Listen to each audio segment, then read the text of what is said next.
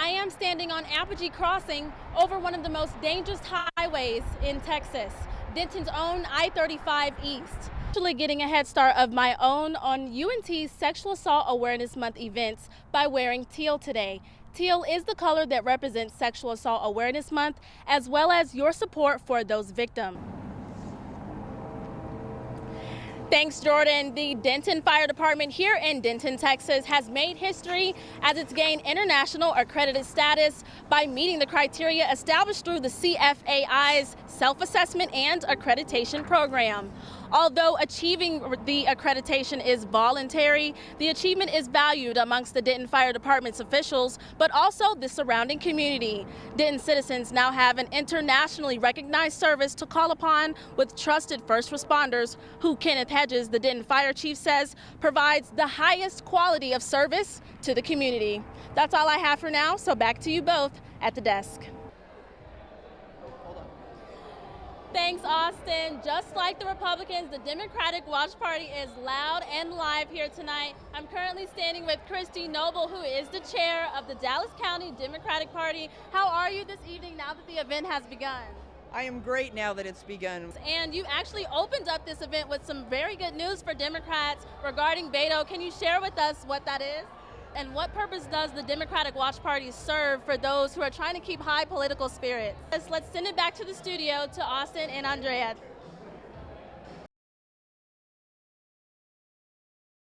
Tuesday's election brought new ordinances for North Texas. One of those that passed was Proposition B in Denton City.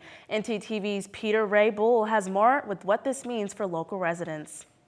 A private school in Addison, Texas canceled 2 days of classes after a large number of students were reported absent due to flu-like symptoms. The school officials responsible for the action said they hope that canceling classes will help reduce the spread of the virus and give students time to recover. Thanks, Andy. Your parents may have warned you about monsters under your bed, but what about a monster on your front door? Gene Moose has more on a man who went viral for his monster door creation. News broadcasters and field reporters are oftentimes at the forefront of unpredictable and unprecedented situations. Whether it be lighthearted or crucial news, the news you consume does not come to the journalist, yet the journalists go to it. This is sometimes as far-reaching as reporting on the grounds of warfare, such as Ukraine right now, to showcase the reality of war. Or this can be closer to home by reporting on a local homicide in your neighborhood.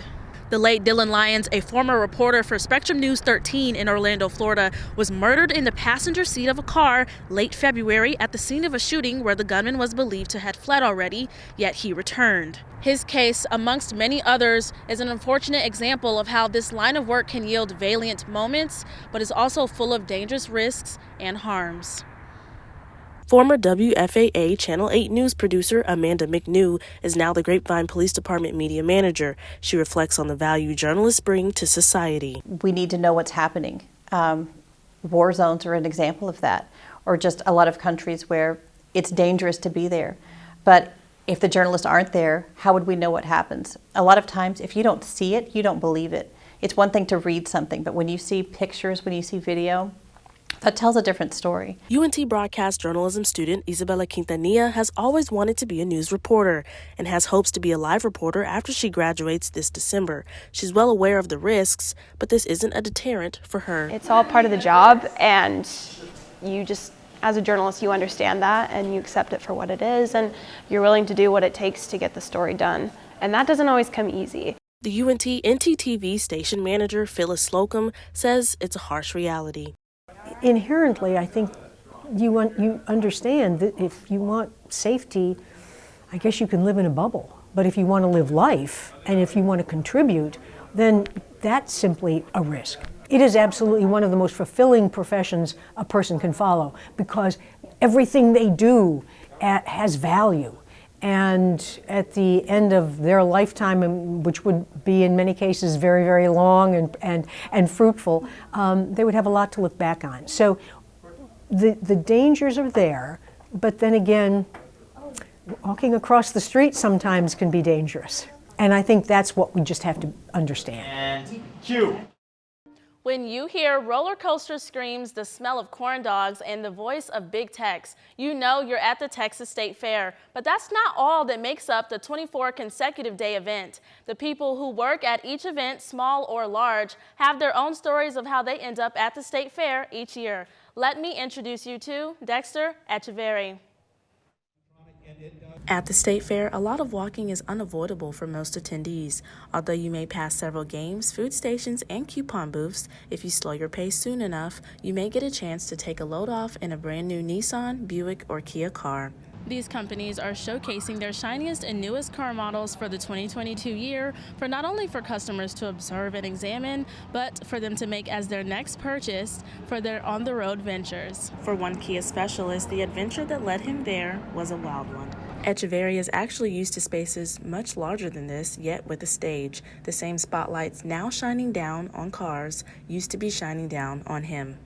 I was touring with Broadway shows. I actually did a couple of shows in Europe as well, and it was nice. Echeverry wondered, like many other actors, where his next job would be after every show ended. Then his friends suggested auto shows, since their target audience included model types and those who spoke well. When I went to the auto shows, I would see what everybody looked like, and I was like, okay, I just don't fit in. And it's just like going to an audition. If they're not asking for your type, then, if they're looking for a 6-foot blonde, blue-eyed model type, then I'm not going to show up to the audition. He now attributes his success during 19 seasons with the company to the experiences he had on stage. I think I just seriously had to reflect on my acting background, because even though this is a wardrobe, I liken it to a costume. What I have to say on the vehicles can be looked at as your lines, that you have to know. There are certain things that you have to know. And I think you just have to, like any professional arena, you just have to be, look your best, be your best, and be on time. This is Echeverry's second year representing Kia at the State Fair, but he's been a part of the Kia family for multiple years.